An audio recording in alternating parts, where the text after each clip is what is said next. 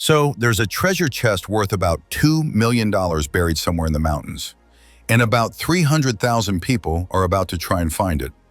It all starts with this guy. His name's Forrest, and Forrest is 58 years old, living in New Mexico. And bro, he's kind of like a real-life Indiana Jones.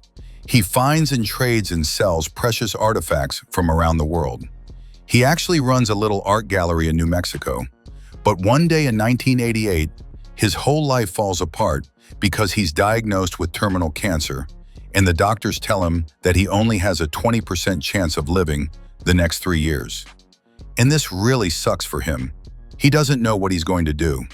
So being the eccentric guy that he is, he decides he's going to die with some of his valuable artifacts. He apparently wants to inspire people to get out and explore. You know, like maybe once he dies, they'll find him out there and they'll find the treasure. And so he gets started on this plan. He goes and he buys a special box, and he fills it with $2 million worth of valuable artifacts that he's collected over the years, like some gold nuggets, some ancient Chinese carved jade figures, an ancient gold ring, a gold bracelet, stuff like that.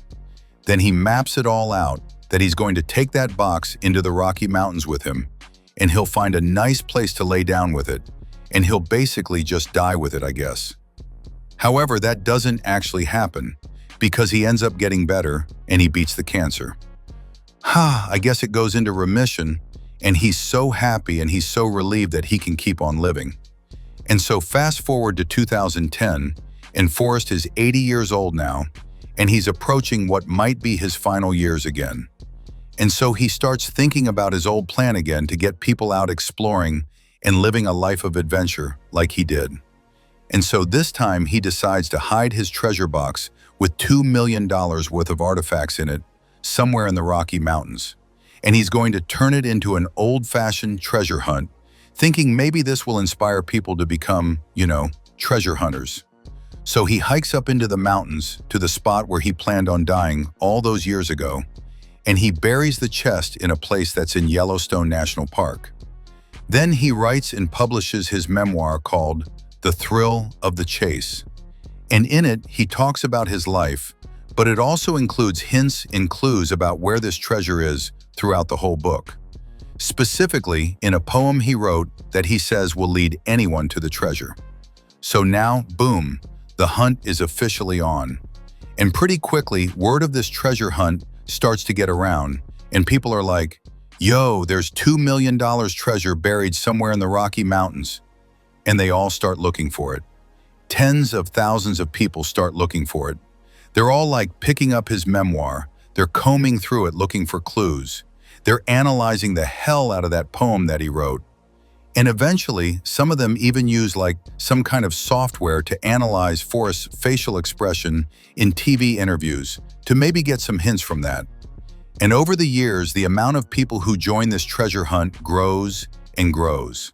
Supposedly, somewhere around 300,000 people are actively involved in this.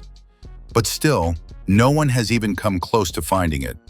And here's the thing though, searching in remote areas of the mountains actually gets really dangerous for some people. One person ends up falling off a 500-foot cliff. Another person drowns while in a raft looking for this treasure. In fact, at least 5 people unfortunately die from being involved in this. It gets so bad that New Mexico police publicly call for Forrest to call off the treasure hunt because it's putting lives at risk. But of course, Forrest is like, nah, because this is exactly what he wanted. He wanted people to get out and explore. But even still, at this point, no one is even getting close to finding this $2 million treasure until something kind of crazy happens. One day in 2018, this guy is scrolling on Twitter. His name is Jack. Jack, he's just a regular chill dude. He's around 30 years old. Jack's scrolling through Twitter one day, and he stumbles across people talking about Forrest's treasure hunt. And he sees that this hunt has been going on for like 8 years at this point, yet no one has located the treasure. And he's like, $2 million? I gotta get in on that. Here's the problem though. Jack, he's not an Indiana Jones type. He's actually a former med student. He doesn't know how to treasure hunt. He's never done anything like that before.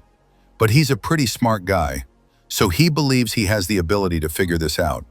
So he gets to work and he starts reading tons of blogs that other people have posted on the internet. Blogs by people who have been out looking for this treasure, and he can see which locations they've already been searching and like things that they've already tried, stuff like that. Then he gets a copy of Forrest's memoir and he reads it over and over and over again. And he watches every single interview that Forrest has ever done, every word Forrest has ever said, everything Forrest has ever published. Jack has studied it meticulously. And soon he starts to notice that Forrest, he's not all that sophisticated of a guy. He's actually not embedding hidden secret meanings and double entendres in his writing. He's way more simple than that. And all the other treasure hunters out there are probably way overthinking it. Then he decides to go solo. Once he actually goes to the mountains and starts hunting, he doesn't engage with anyone else who's also looking for the treasure. He doesn't join their search parties or their social groups. He even starts avoiding the blogs because he doesn't want to get caught up in what a big group might think. And so Jack searches, and he searches, and he searches. And you know, this isn't easy for the guy. Like, it takes up a good chunk of his time. Every time he goes out into the wilderness to look, he's absolutely exhausted, and he gets covered in scratches and bites. Some days he'll run out of water and have to quit. Some days he'll be searching in the woods and he'll just stop and sit down in the middle of nowhere and start crying out of sheer frustration. And he loses hope all the time. He's like thinking to himself, what if I can't ever find this treasure? What if 50 years go by and I'm still searching for this stupid treasure chest? But Jack doesn't want to give up quite yet. He keeps going. And 2 years go by, and Jack is 32 now, and he's still out there looking for this thing. And then one day, he finally has kind of a breakthrough. Using his big brain, he had already figured out the general location of where the treasure might be: Yellowstone National Park in Wyoming. But now he thinks he knows the exact spot. This is it.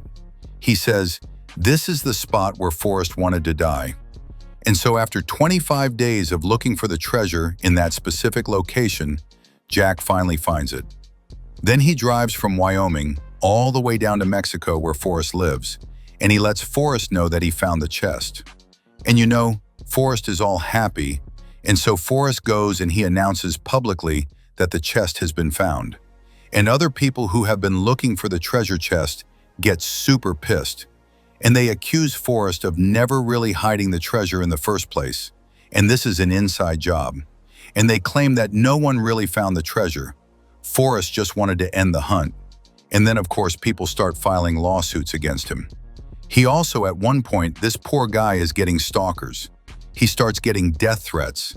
People were starting to break into his home, thinking that he had the treasure hidden there. It is wild. But anyway, a few months after the treasure is found, Forrest ends up passing away at 90 years old. Here is a picture of him with some of the treasure. And a few years after that, Jack actually auctions off the contents of the chest for $1.3 million.